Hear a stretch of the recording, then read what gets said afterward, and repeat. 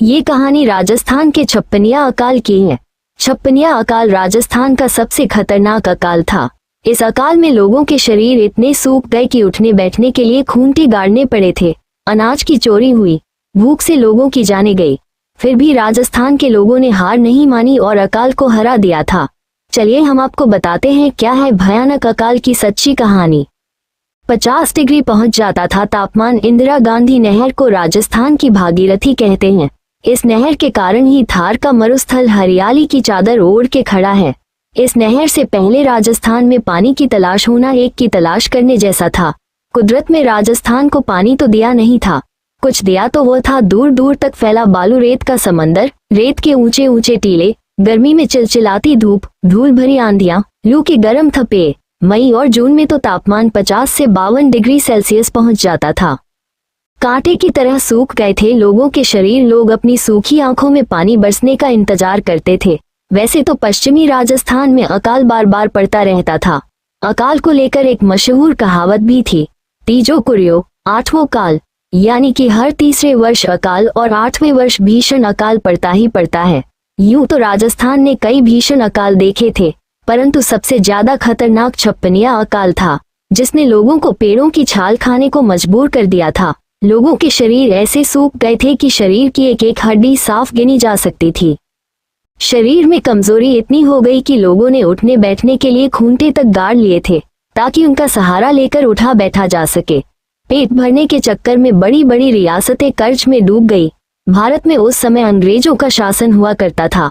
एक तरफ अंग्रेजी हुकूमत का अत्याचार और दूसरी तरफ अकाल की तबाही थी, किंतु ऐसे में भी हमारे पूर्वजों में अपना हौसला नहीं हारा और अकाल को हरा दिया था। क्यों नाम पड़ा छप्पनिया अकाल? कुदरत में पश्चिमी राजस्थान को कोई नदी नहीं दी थी। ये दुनिया का 9वां सबसे गर्म थार का मरुस्थल है, इसलिए जनता सिर्फ पूरी तरह बारिश के पानी पर निर्भर थी। लेकिन साल 1899 तो मानो बादलों ने ना बरसने का कसम ले ली थी और उसी साल शुरू हुआ सबसे खतरनाक छप्पनिया अकाल का सितम। साल तो था 1899 पर विक्रम संवत था 1956। इस कारण इस अकाल को छप्पनिया अकाल कहा गया था।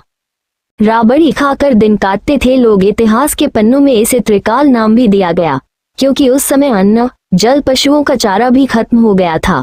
अंग्रेजों ने इस अकाल को द ग्रेट इंडियन फैमिन 1899 का नाम दिया था। साल 1899 में इस मरुभूमि में बारिश की एक भी बूंद नहीं गिरी। धरती इतनी सूख गई कि जुताई तक ना हो सकी। पीने को ना पानी था और ना खाने को अनाज। जब अनाज खत्म हो गया तो लोगों ने एक दिन छोड़कर एक दिन अनाज खाना शुरू कर दिया था। पेट भरने के लिए रोटी खाने के बजाय लोग राबड़ी खाकर दिन काटने लगे। खेजड़ी की छाल का चूर्ण बनाकर खाने लगे लोग। जब वो भी खत्म हो गई तो लोगों ने ककड़ी और मतीरे के बीज खाने शुरू कर दिए। बेर खाकर भूख मिटाई।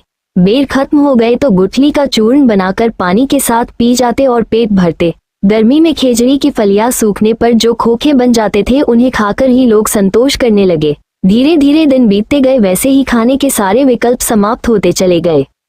अब लोगों ने खेजड़ी की छाल का चूर्ण बनाकर ही पानी के साथ पीना शुरू कर दिया था। सब कुछ किया ताकि जान बच जाए, किंतु भूख ने लोगों के तन को चूसना शुरू कर दिया था। लोगों खड़े खड़े हड्डियों के ढांचे में तब्दील हो गए। वो दौर ऐसा था कि कोई सोने के बदले भी अनाज देने को तैयार नहीं था। सोने चांदी की जगह चोरी होने लगे। अनाज का मोल सोने और चांदी से भी ज्यादा हो गया था। चोर सोने और चांदी की जगह अनाज चुराने लगे थे। कुछ आदमी तो नरभक्षी तक बन गए थे। अनाज के लिए लोग द्वारा अपने बच्चे बेचने के मामले भी आए। हालात और खराब होते गए। लोग अपने ठिकाने छोड़ने को मजबूर हो गए। लोग दूसरी जगहों पर पलायन करने लगे। गांव के गांव खाली हो गए। अकाल में जनता भूखा मरता देखा। कई रियासतों के राजा सामने आए। उनमें से एक राव भोपाल सिंह थे। भोपाल सिंह ने अपने खजाने जनता के लिए खोल दिए थे। 45 लाख लोगों की गई थी जान। जगह जगह भंडारे करवाए, प्याव लगवाए और लोगों में उन्होंने खिचड़ी और उबले हुए चने बंटवाए।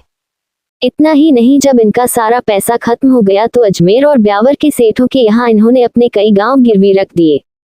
किंतु काल खत्म होने का नाम ही नहीं ले रहा था। अपना खजाना खत्म होने पर भी उन्होंने अंग्रेजों के आगे हाथ नहीं फैलाए, इसलिए उन्हें अकाल का हीरो और राजस्थान का महान क्रांतिकारी कहा गया था। 40 से 45 लाख लोगों की जान चली गई। एक किसान ने तो खेजड़ी का सांगरी के बदले अपनी